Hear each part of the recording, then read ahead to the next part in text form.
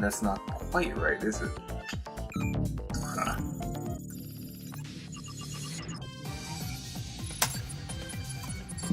You know what the hell's going on? What the heck is going on?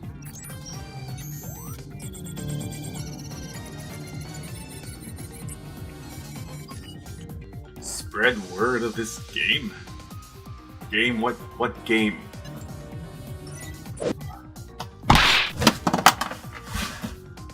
Shit! Come on, how many fucking times? Well, it looks like my workspace has been taken over by a digital terrorist until I figure out what to do with this. This looks like a job for a cyber sleuth. It's showtime. Digital crime spree. Hacking away at my life as a cyber sleuth.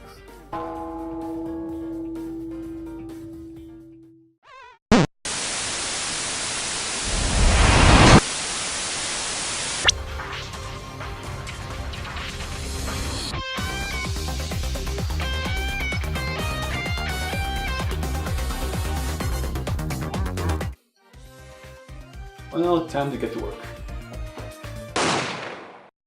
Digimon, the other Japanese monster series, has maintained some sense of popularity in the West. From localized shows to merchandising, it's at least a recognizable franchise amongst the nerdy population.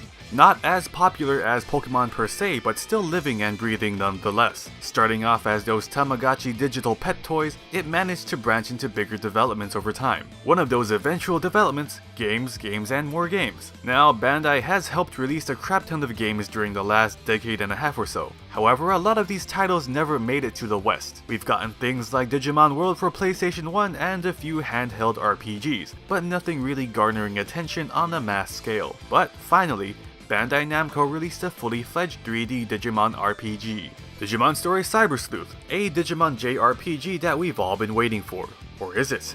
I feel there's been demand for a Digimon RPG like this to be released in the West, but I don't think I can really substantiate that statement with evidence. It's a JRPG, so it contains your typical turn-based battles and Japanese-influenced storylines. Before I continue, gotta say, I have mixed feelings about Cyber Sleuth. Despite finishing the game with some satisfaction, there's a lot of bumps and things that made the experience less enjoyable than it could have been. Story-wise, generally acceptable. Gameplay and design? Oh well, why don't we touch on that first. In terms of the battle system, I really have no qualms with the actual style itself. It's extremely easy to understand. You have basic things like weakness exploitation, status effects, and turn placement visuals. The game pretty much teaches you these things through battle early on. It's a pretty damn solid part of the game, technically. However, my biggest concern stems from the choices surrounding the system, the aesthetics and design choices. You see, at first I thought, damn, this is pretty cool seeing all these monsters fight in full 3D. But then you start inputting commands and then you realize, there's no oomph in the attacks. Visually, skills and attacks look like they'd make an impact, but the sound design choices behind a lot of them make them feel like weak slaps. Elemental skills sound light and wispy, while physical attacks sound like a weak smack or an empty void. The wind-ups and charge animations give this impression of something about to hit you hard, but then you get something like this. If I see a powerful skill being used, I sort of need to hear the audio equivalency in sheer force. If I see this, I want to hear this. Suffice to say, it's rather unsatisfying. Also, combat difficulty seems to become oddly inconsistent as you progress through the game. At some points, the weakest sissy smacks can one-shot enemies, and 5 minutes after you're fighting a boss that's just soaking up your damage or kicking your ass. Of course, type advantages and proper team building is necessary, but sometimes it feels like it doesn't make a difference. At least in the early game, not until you're able to farm experience efficiently. That's another thing. Experience gain and leveling seems underwhelmingly slow and frustratingly time-consuming. For example, Digimon evolve through multiple stages. If you start with a rookie level Digimon, your next step is Champion, Ultimate, then at last Mega. And EXP acquisition becomes a pain if the only way to progress is to improve your team. It's nice that there's different paths you can evolve back and forth from, but without exploiting certain farming tricks like I have, you'll probably never see half of the available monsters by the end of the game if you played without farming. In addition to the slow grind that can occur, I have a love-hate relationship with the world and level designs. When you first see all these neat digital effects and the designs of the cyberspaces you have to wander around, it's interesting at first. Combined with the appropriate sound effects, it actually feels like you're in a digital space. It reminds me of the digital world from one of my favorite movies, Summer Wars. Never seen it, you say? Watch it. Now, you go back and forth through the digital bits and the real world pretty frequently to the point of becoming really familiar with the spaces. Too familiar. The more you progress, you'll slowly realize how small and isolated everything is. You'll be repeatedly visiting the same places over and over again. From the blue landscape of the cyber dungeons to the restricted cityscapes of the various Tokyo metropolitan districts, the initial wonder dissipated pretty fast. Granted, I have an affinity towards the city aesthetics, having frequented these locations in reality myself, but even then you kind of get sick of having to constantly frequent levels bare of excitement. Though I do always get a bit excited whenever I come across recreations of my favorite store, Tower Records. Look, I even got a shirt. However, I feel like the gameplay in this case is heavily influenced by the way the plot is set up. You see, after choosing your character avatar and name, the story begins with an introduction to a digital space called Eden, where people from all over can interact for a multitude of purposes. You begin in a chat room with a bunch of other avatars when suddenly the room gets hacked by a stranger inviting you to meet up somewhere for a present. You and some other kids decide to go through with it despite this outbreak in hackers recently, but you know, mystery presents. You guys meet up, end up splitting up, then eventually you acquire the ability to scan and capture Digimon. Eventually, things become dicey after you and your friends flee for your lives from a seemingly indestructible digital entity. Your friends escape, but you barely maintain a physical form as a digital ghost-like figure. Amidst the confusion, you get picked up by a detective that runs an agency focusing on cyber activity. She helps you get back pieces of your avatar to use as a body. You discover your real body is hospitalized along with countless other individuals diagnosed with Eden syndrome, a condition in which people having certain experiences in Eden has left them in a vegetative comatose state. Afterwards, the detective takes you under her wing as an assistant and you go about solving cases. By now, you are basically a digital life form that can jump to and fro from reality to cyberspace with a bunch of hacking skills to boot. And this sets the pace of finding a way to cure Eden syndrome and solving the mysteries around it. You will make friends, encounter some one-shot villains half the game, then work your way to figuring out what's going on after shit hits the fan after the halfway point when you realize some anti-human Digimon are trying to wipe out humanity, but we'll touch on that later. Now, I mentioned that the pace of the gameplay seems heavily influenced by the plot and settings. Well, the way you progress requires you to take on cases or missions on the agency whiteboard, and these cases all boil down to two types: search and destroy or fetch quests.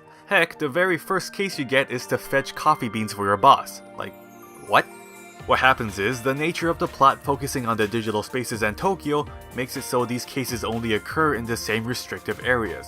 Visually, the dungeon designs get stale pretty fast. The only time you really see a new design is when you have to explore a new area through story progression. And over time, the sound designs begin to sound dull and repetitive due to a lack of variation in scenery. Basically, the combination of the repetitive nature of the cases along with the lackluster level design and inconsistent growth rates can make the game feel slower than it actually is. Are there any redeeming qualities to this game? I think so. I mean, I finished it for a reason.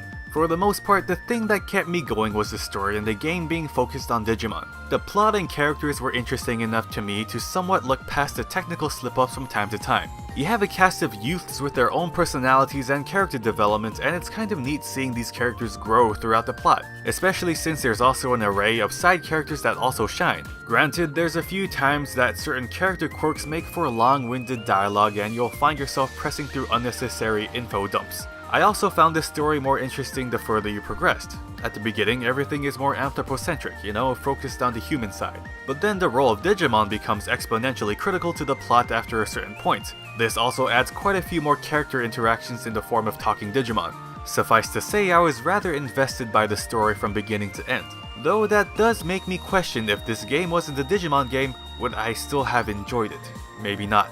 There are other slip-ups that I can chalk up to poor localization. Stuff like mistranslations, wrong dialogue placements, and a bunch of inaccuracies. Like, there are a few times in the English version you might find odd that the characters are talking about a Bakemon somehow being integral to the story. Big mistranslation. In Japanese, the term bakemono refers to monsters or powerful beasts and is sometimes shortened to bakemon. The translators probably didn't pick up on it and assumed it referred to this guy. At other times, for some reason, you are given an opportunity to answer dialogue, but instead of different answer choices, you are given a whole statement or paragraph that divides into 3 lines. I actually find some of this stuff to be rather unforgivable. I mean, if you look at my banner on my channel, it says harmony in all things. When I say that, I'm sometimes referring to polish and sheen with all components working well together.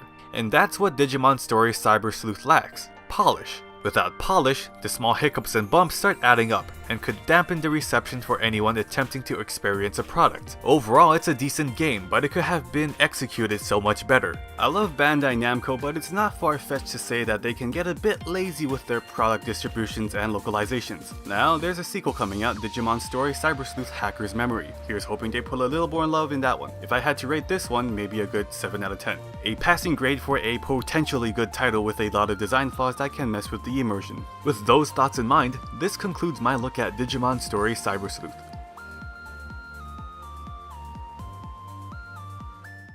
And that, my friends, should be the end of that.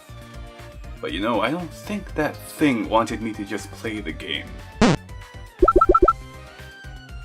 What the hell did I get myself into?